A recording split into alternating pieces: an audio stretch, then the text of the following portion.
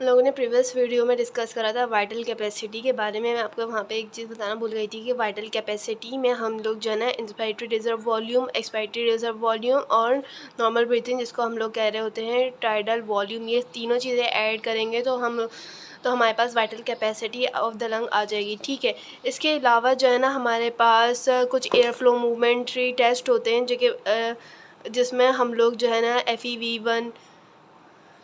FEV1 कर रहे होते हैं, FEV1 और FVC रेशो करते हैं, and thirdly FEF force expiratory flow rate होता है 25 to 75%।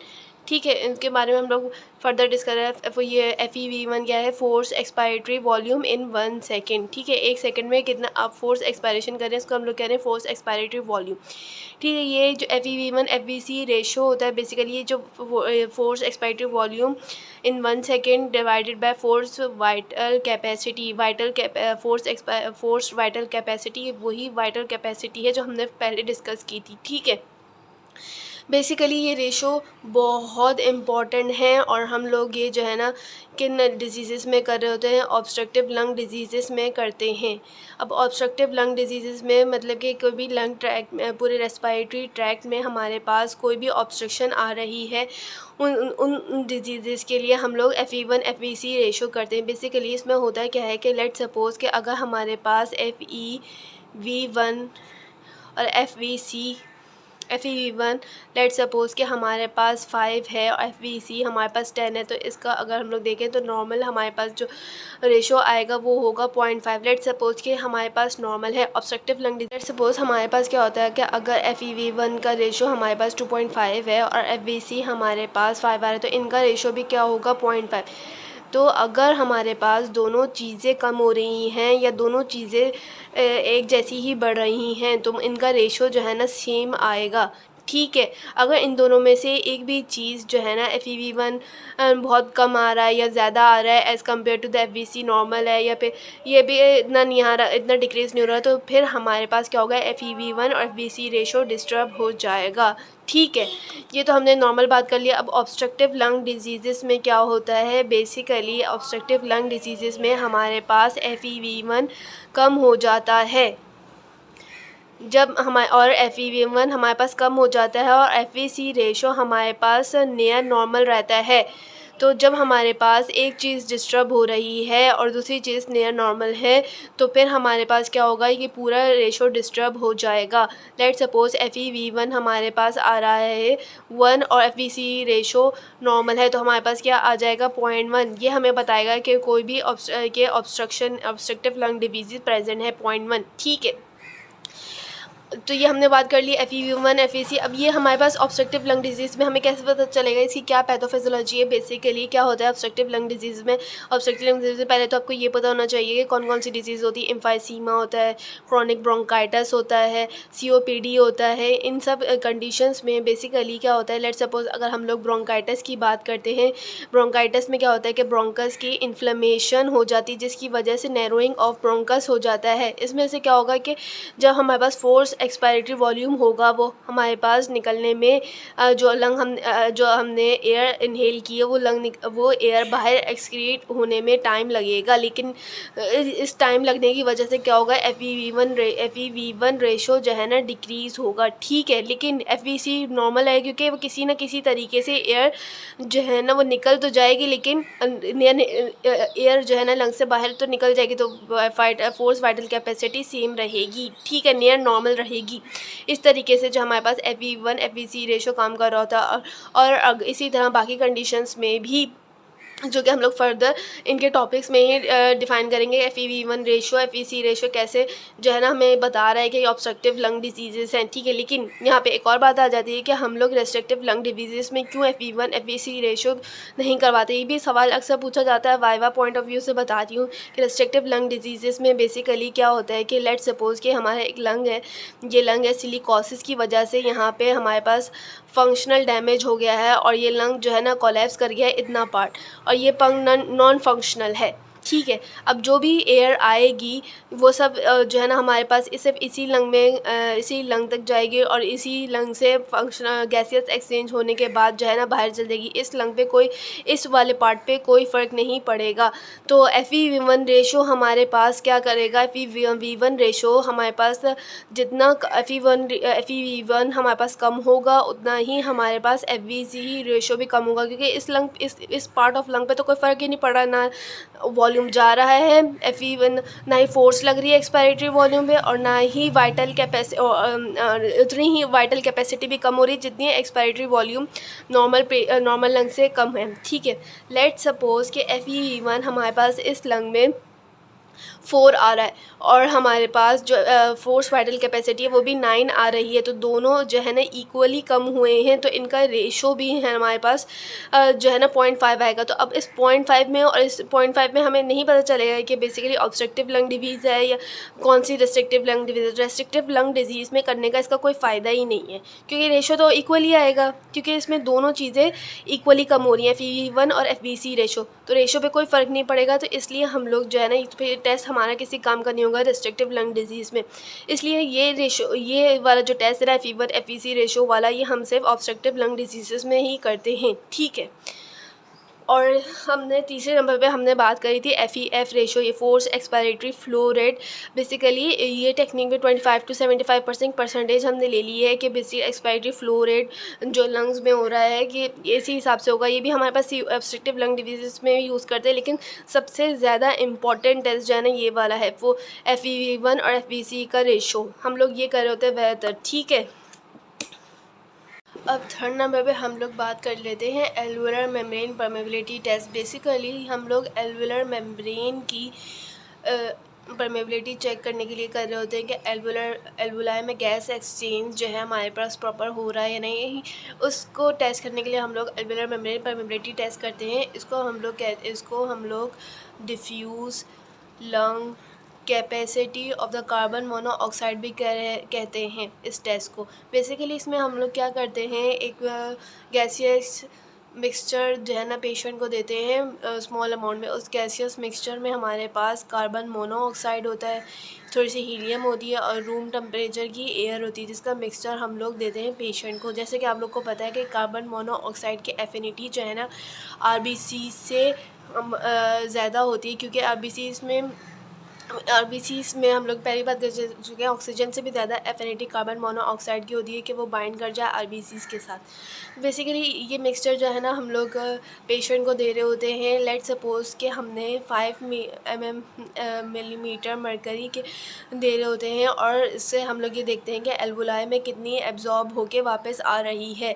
लेट सपोज़ कि हमारे पास नॉर्मली 1 मिलीमीटर Hg वापस आती है एब्जॉर्ब होने के बाद। ये हम कैसे चेक करेंगे, जैसे ही हम पेशेंट को ये मिक्सचर देंगे तो हम उससे पहले भी और उसके बाद भी FeV1 और FVC वाला रेशो कर लेंगे। इससे हमें ये पता चल जाएगा कि बेसिकली कार्बन मोनोऑक्साइड एल्वुलाई ने कितनी एक्सचेंज की है। लेट सपोज़ ये सब सपोजिटरी वैल्यूज़ हैं, ठीक है। सो लेट सपोज़ हम लोगों ने पेशेंट को 5 मिलीमीटर Hg मरकरी के हिसाब से कार्बन मोनोऑक्साइड का वाला मिक्सचर दिया है और हमारे पास इन रिटर्न जब गैस एक्सचेंज होकर वापस आ रही है वो 3 मिलीमीटर है। मतलब कि हमारे पास जो है ना कुछ एक्सचेंज नहीं हुआ है, कुछ ज़्यादा एल्वुलाई जो में कोई मसला है जो कि गैस ज़्यादा एक्सचेंज नहीं कर रहा है। ठीक है, आने तो हमारे पास 1 मिलीमीटर थी, लेकिन हमारे पास 2 मिलीमीटर भी एक्स्ट्रा वापस आई। मतलब कि एल्वुलाई ने ज़्यादा एब्जॉर्ब नहीं करी, एल्वुलाई में कोई मसला है या फिर एल्वुलाई की परमेबिलिटी में कोई मसला है या फिर कैपिलरीज़ का कोई मसला है। जैसे कि हमने कहा था ये होते हैं हमारे पास एल्वुलाई लेट सपोज़, और इसके इर्द गिर्द होती है हमारे पास कैपिलरी परमेबिलिटी मेम्ब्रेन, कैपिलरीज़ जहाँ से हमारे पास ऑक्सीजन जो है ना सप्लाई, ऑक्सीजन की गैसियस एक्सचेंज होती है। ठीक है, अब या फिर ये 3 मिलीमीटर मरकरी क्यों है, या तो एल्वुलर की सरफेस एरिया में कोई मसला है या तो कैपिलरीज़ जो है ना थिकेंड हो गई हैं। ठीक है, इन दोनों कंडीशंस में हमारे पास क्या होगा कि जो कार्बन मोनोऑक्साइड है वो ज़्यादा हमारे पास रिटेन नहीं होगी और ज़्यादा वापस आएगी। ठीक है, और ये ज़्यादातर हमारे पास कौन सी कंडीशंस में हो रहा होता है, रिस्ट्रिक्टिव पल्मोनरी डिजीज़ में।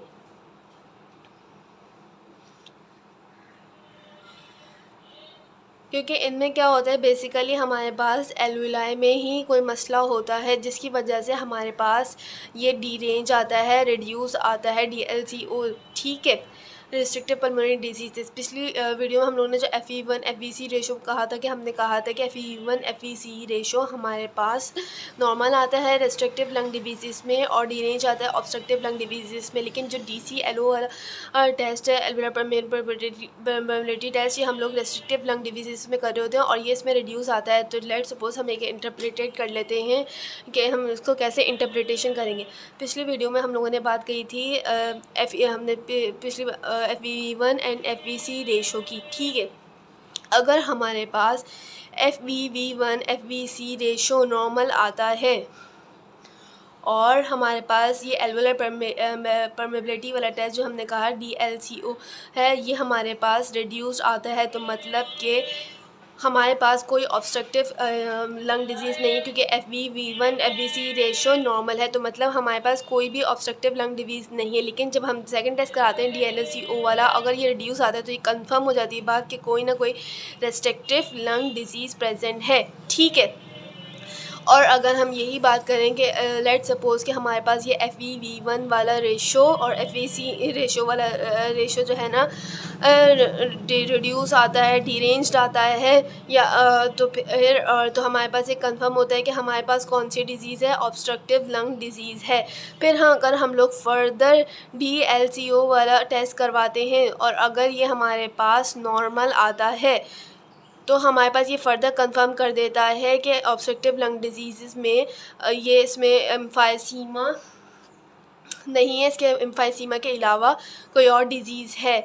क्योंकि जो ऑब्स्ट्रक्टिव लंग डिजीज़ में एम्फाइसीमा है उसमें हमारे पास ज़्यादा एल्वुलर डैमेज होता है, एल्वुलाई के सरफेस एरिया कम हो जाता है, एल्वुलर मेम्ब्रेन की डिस्ट्रक्शन हो रही होती है, उसमें उसकी परमेबिलिटी कम हो जाती है, तो हम लोग इसको एक्सक्लूड कर देंगे ऑब्स्ट्रक्टिव लंग डिजीज़ में। फर्दर हमारे पास एम्फाइसीमा की कंडीशन नहीं है, ठीक है। एक और हम लोग देख लेते हैं। लेट सपोज हमारे पास FEV1 FVC रेशो रिड्यूस्ड आता है और हमारे पास DLCO भी रिड्यूस आता है, तो इस कंडीशन में हमारे पास हमने FEV1 FVC रेशो से पता चल गया हमारे पास क्या ऑब्स्ट्रक्टिव लंग डिजीज़ है, ठीक है।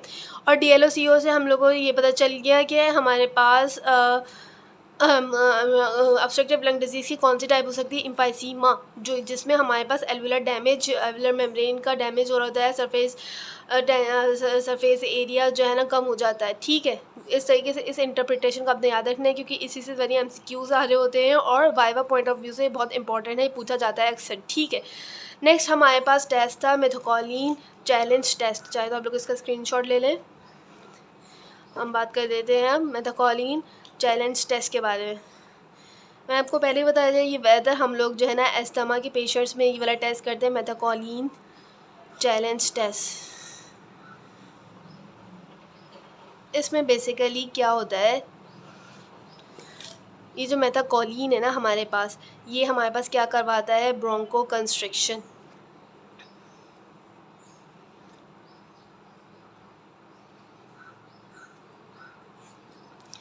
बेसिकली क्या होता है कि मेथोकॉलिन जो है ना हमारे पास ब्रोंको कंस्ट्रिक्शन करवाता है, तो हम पेशेंट को थोड़े से स्मॉल अमाउंट में मेथोकॉलिन देते हैं। उसकी वजह से क्या होता है कि फ़ौरन जो है ना ब्रोंको कंस्ट्रिक्शन हो जाती है। और हमें ये कैसे पता चलेगा कि पेशेंट के ब्रोंको कंस्ट्रिक्शन हो गया, हम लोग जो है ना FEV1 FVC रेशो करवाते हैं, FEV1 कराते हैं। बेसिकली प्रोटोकॉल होता है जब भी हम लोग मेथोकॉलिन चैलेंज टेस्ट करवाते हैं, इससे पहले, इस टेस्ट से पहले और इस टेस्ट के फ़ौरन बाद हम लोग इस सारे lung volume, force expiratory volume, FEV1 FVC ratio ये सब करवाते हैं, जिसकी वजह से हम लोग को पता चल जाता है कि मेथोकॉलिन वेदर कर गया या नहीं। इस कंडीशन में क्या होता है कि मेथोकॉलिन पेशेंट को देते हैं तो क्या होता है कि फ़ौरन ब्रोंको कंस्ट्रिक्शन कराते हैं और हमारे पास फोर्स एक्सपायरेटरी वॉल्यूम जो होता है ना इन 1 सेकेंड, ये हमारे पास बहुत ज़्यादा डिक्रीज़ हो जाता है, जो कि शो करता है कि हाइपर एक्टिव हो गया है। लेकिन अब यहाँ पे यही बात आती है कि FEV1 रेशो एस्थमेटिक पेशेंट्स है और नॉर्मल में कैसे फ़र्क करेंगे। बेसिकली FEV1 रेशो हमारे पास नॉर्मल पेशेंट्स में 20% से कम होगा, लेस देन 20% होगा। लेकिन अगर यही टेस्ट हम लोग एस्थमेटिक पेशेंट्स में करेंगे तो वो हमारे पास ग्रेटर देन 20% आएगा। ये जो है ना नॉर्मल में भी काम करेगा, बेसिकली ब्रोंकोकंस्ट्रिक्शन तो करवाएगा, लेकिन FEV1 जो है ना हमारे पास लेस देन 20% होगा। और एस्थमेटिक पेशेंट्स में हमारे पास FEV1 20% से ज़्यादा होगा। अब हम लोगों ने चारों पल्मोनरी फंक्शन टेस्ट की बात कर ली है, एक बार फिर से देख लेते हैं।